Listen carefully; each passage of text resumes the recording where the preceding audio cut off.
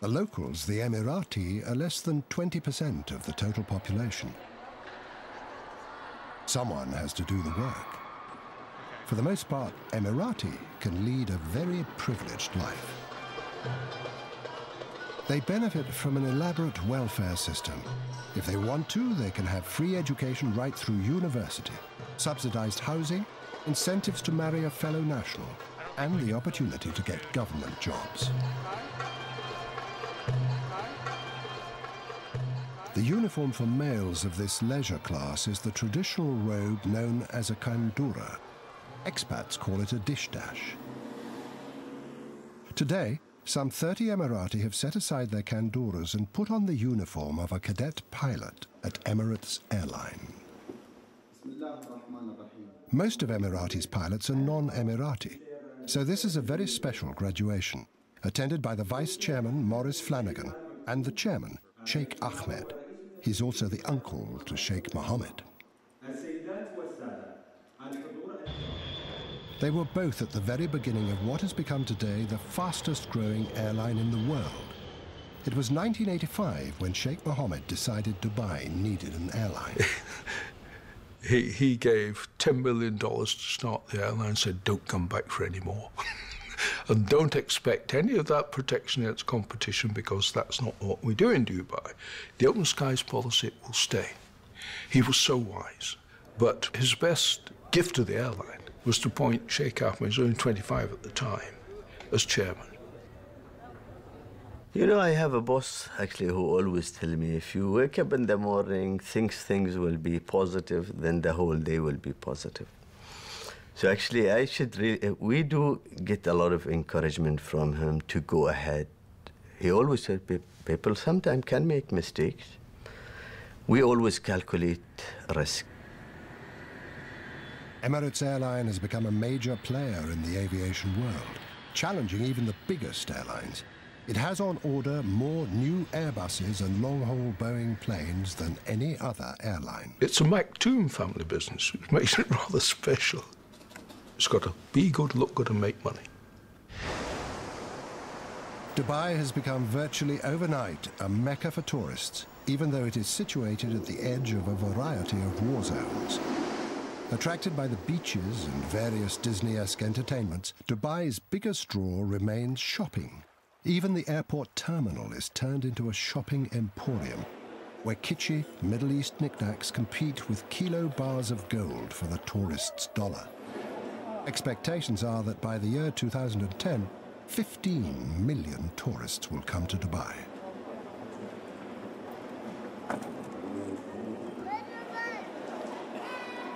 Strategically located, it's also become a major link in the booming Asian and South Asian markets.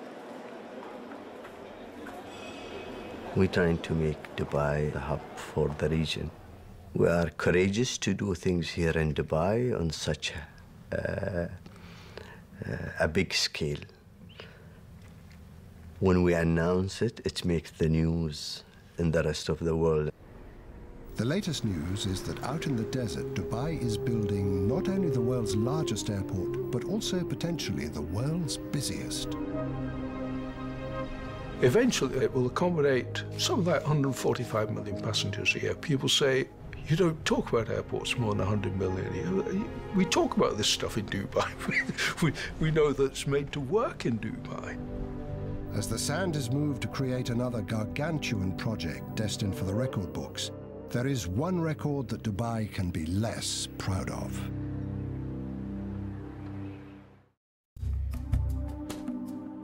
Wherever another of Dubai's monumental projects pops up, they are there. They are the muscle that pours the concrete, moves the sand, ties the steel rods. They are the manual laborers who are behind the construction boom of Dubai. They come from India, Pakistan, Sri Lanka, Bangladesh, and China. There are almost 1 million of them, and they are here for one reason only. They're trying to earn more money.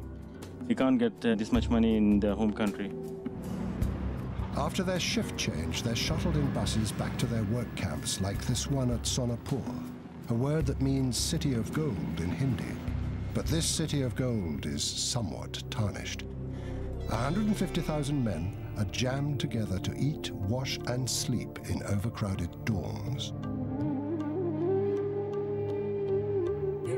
He wakes up at 4:30 in the morning, cooks his breakfast, and by 5:30 takes a shower and all gets ready. By 5:30 they start for their work site, and the whole day he works out there. By 6 o'clock and starts back for home, and the time they reach home, maybe sometimes 8 o'clock. After getting back, they wash their clothes and again cooks for the dinner, and then they go to sleep. Recently, workers have begun to protest the wages, the safety standards, and the poor treatment they get from the companies they're signed up with. In 2006, Human Rights Watch described the construction workers as deportable forced labor and condemned the Emirates of cheating workers. Demonstrations and strikes have shaken authorities, and they're beginning to crack down on those companies who don't follow the rules. There is even some talk that unions might be permitted, but only if Sheikh Mohammed approves. For now, it's business as usual for workers toiling beside the Burj Al Arab.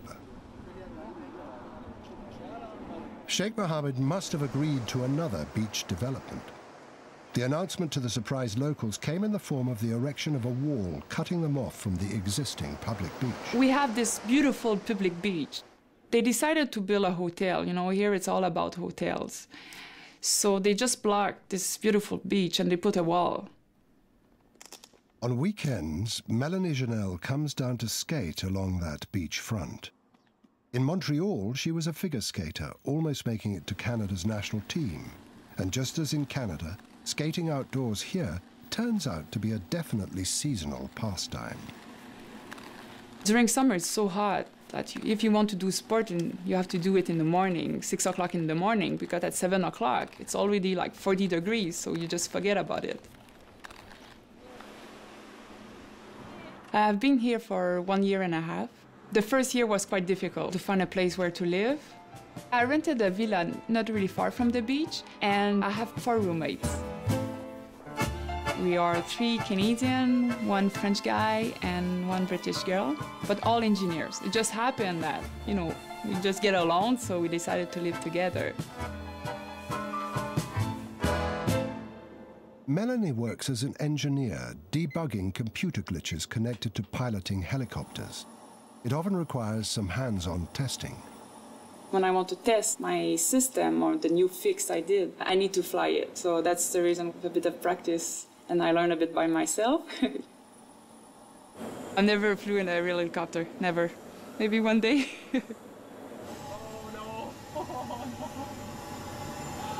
Okay. Simulators can help pilots prepare for real-life situations. But there's no simulator that prepares expats for the realities of the great divide between them and the local Emirati. At my work, there's no Emirati. Yeah, there's just no opportunity to meet them. You know, the culture is different. Yeah, they are different.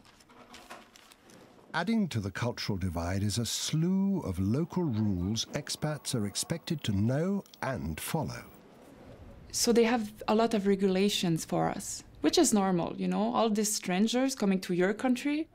So we need a permit for the alcohol. Everything, we need a letter from our company.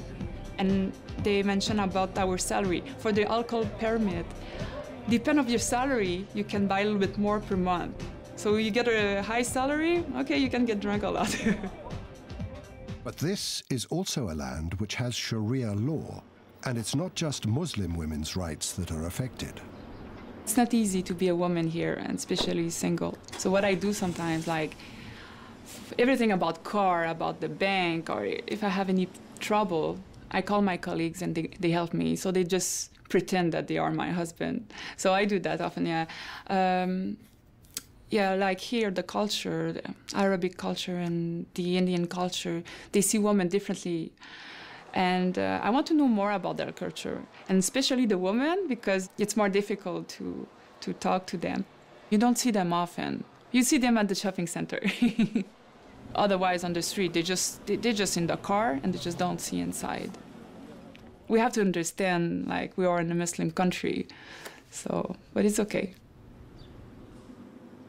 At the home of Alia Al-Shamsi, it's not uncommon to find her in the traditional Dubai black gown known as an abaya. We wear whatever most women wear, but with just the black on top. We wear it for cultural and heritage reasons. This is part of our identity. A few people think, oh, they're oppressed and this is not a good thing, and why do I see it like, why not? I'm living here.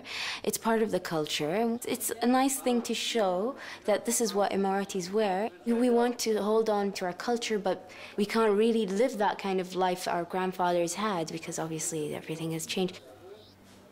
Alia has chosen to pursue a career in what was traditionally a profession only open to males. When I first said I want to go into photography and I want to become a photographer, they looked at me like, are you mad? Are you crazy? What kind of future can that give you? Working as one of the first professional female photographers in Dubai does have some advantages. I know the people, and being a national makes it a lot easier on me. So I can go into places, I can talk to people, and I can gain their trust. Especially being a woman, I've actually noticed that I gain their trust because I walk into a house, I walk into a home, and I'm not a threat. I'm not seen as a threat. I'm a tiny little girl with a camera, and so they tend to relax. Smile, Betty. The newest generation of Emirati is not satisfied with following stereotypes. Ahmed bin Shabib, along with his twin brother, have started Dubai's newest lifestyle magazine called Brown Book. We feel that Brown Book will become a lifestyle medium for communication from the Middle East by a younger generation from within this market to the international population. First of all, it's for people like me. I'm the next generation in the market. I speak English. We speak the international language of business, which is English, and we actually grasp it much easier than Arabic. And we wanted to go global. We wanted to go international. Their other new enterprise is certainly a lot less global in scope. Brown Bag is an online store that delivers within the hour, any hour, within Dubai. So basically it's groceries, magazines, movie rentals. And ever since our launch last year in July, we've rounded up about 7,500 customers in Dubai, and we get about 70,000 hits a week. These are brand new endeavors breaking with what was the family's traditional business, real estate development. The previous generation came and they joined the family without any questions, without any hesitations. I think we face, as a second generation, a frustration of breaking the norm, whether it be socially breaking the norm or in the business life.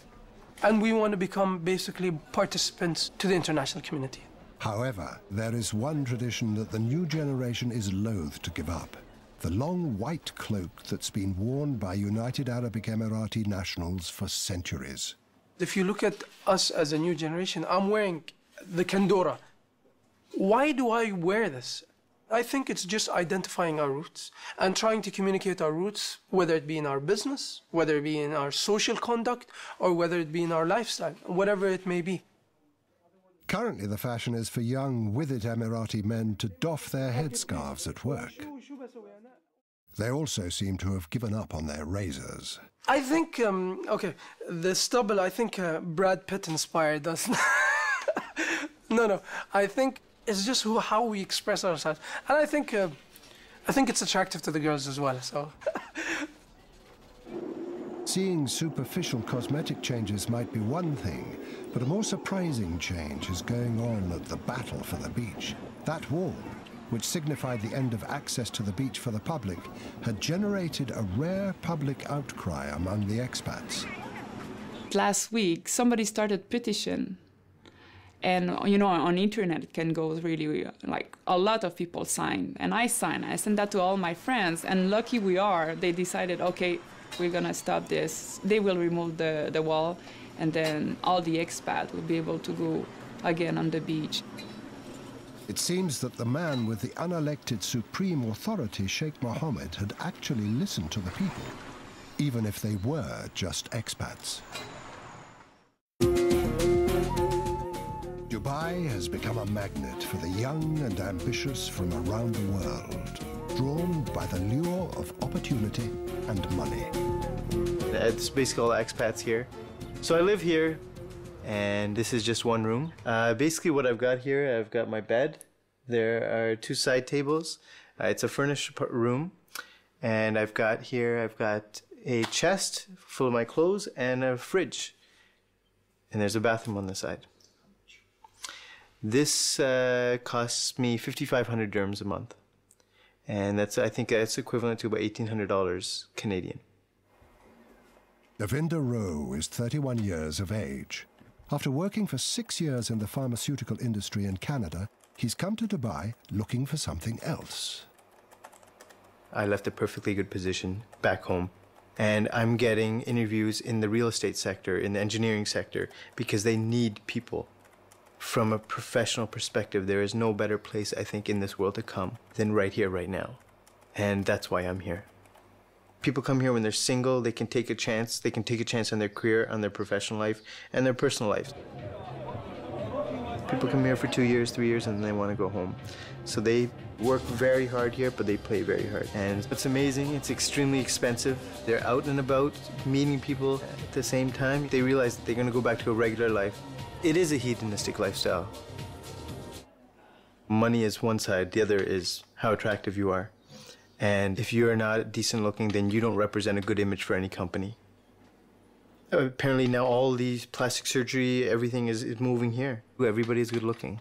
You go out to the bars and everything, everybody's fit because people are so conscious of what they look like. I find everybody is attractive, except me. With so many South Asians working and living in Dubai, a place that some call the best-run Indian city in the world, Davinder should by rights fit right in. I'm visibly Indian, visibly Sikh. People treat you a different way. You know, you go into the shopping malls, you go into the stores, and you're always the second to be attended to. If there's a local in the area, then they're always the first to be, helped. One time I was ordering food, and the food was basically right at the front, ready to go. He was going to bring it to my table, and a local came in, said he can't be served before I am, and kind of moved me aside, and he sat down. They didn't give me my food. They couldn't give me my food until he was served and eating. The Emirati are acutely aware that this tsunami of foreigners is having a profound impact on them and their lives. Many of us, the majority of us, let me say, do not like the fact that we are becoming a minority in our own country. And I think this is one of the negative side effects of this massive growth, this double-digit fast growth that the city has gone on to. So there is a problem because we are becoming something like a 20% in our own country, and it's not a good feeling.